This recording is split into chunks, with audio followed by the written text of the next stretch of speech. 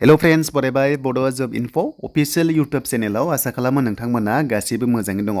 दा फाइनालि नोंथांमोननि grade 4 viva टेस्टआ जागायबाय। बेनो जाबाय 21 नभेम्बरनिफ्राय माने जागायबाय आरो अके। स' नोंथांमोना बेयाव मोनदों दिनैहाय जागायबाय। दा बिनिनो आं ससे भिडिअ क्लिप दिन्थिगोन जे बेयाव थाङोबा नोंथांमोना माबोरै थांनांगोन मा लांनांगोन आरो माबोरैहाय नोंथांमोना साबमिट खालामनांगोन बिनि सायाव डिटेल्सखौ गुवारै बेयाव डिसकास खालामगोन।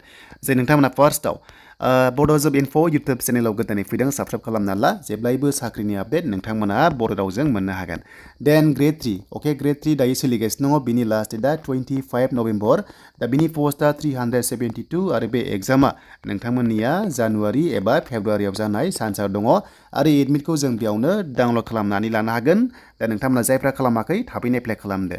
देन एडमिटआ खायसे मिस्टेक जादोंबा जेबो गिनांगौ गैया ग्रेड 4 आव नोंथांमोना आइडि प्रुफ लांखादोंना बेनो एक्सेप्ट जागोन।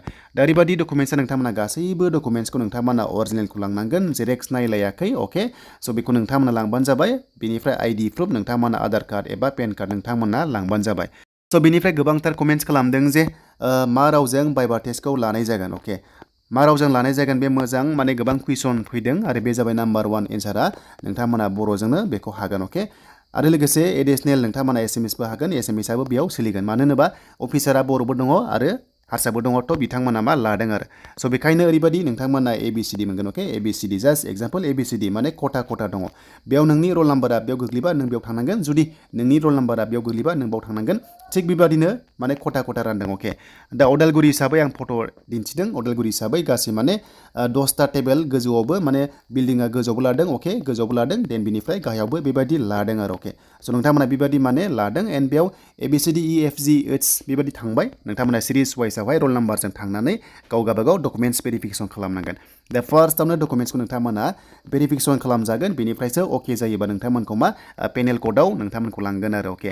देन बेनिफ्राय ड्रेसआ माबादि स' ड्रेसआ नोंथांमोननिया बेनो जे नोंथांमोना फर्मेल ड्रेस मेक्सिमाम गाननायखौ नुनो मोन्दों आरो लोगोसे जायफ्रानोखि बर'फोर बांसिन माने दख'ना गानदों मेक्सिमाम 99%आनो दख'ना गानदों अके 99%आनो दख'ना गानदों आरो जायफ्रानोखि गुबुन कास्टनि बिथांमोना गाव गावनि ट्रेडिसनेल ड्रेसखौ गानदों आरो अके। स' बेखायनो नोंथांमोना बेखौ फल' खालामनो हागोन आरो।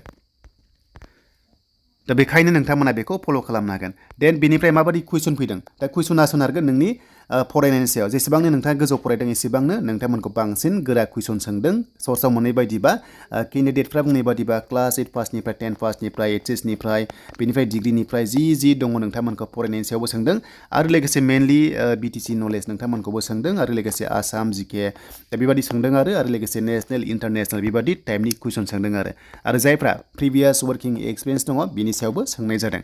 दा जियानो जा आं बेयाव गुवारै होआसै बाट नोंथांमोना एसेब्लाबो हमनो हाखाबाय माबायदि टाइपनि कुइसन जादों। दा बेनिफ्राय ससे भिडिअ क्लिप नायदो नोंथांमोना माबायदि कन्डिसनाव बाइबा टेस्टखौ लादोंमोन।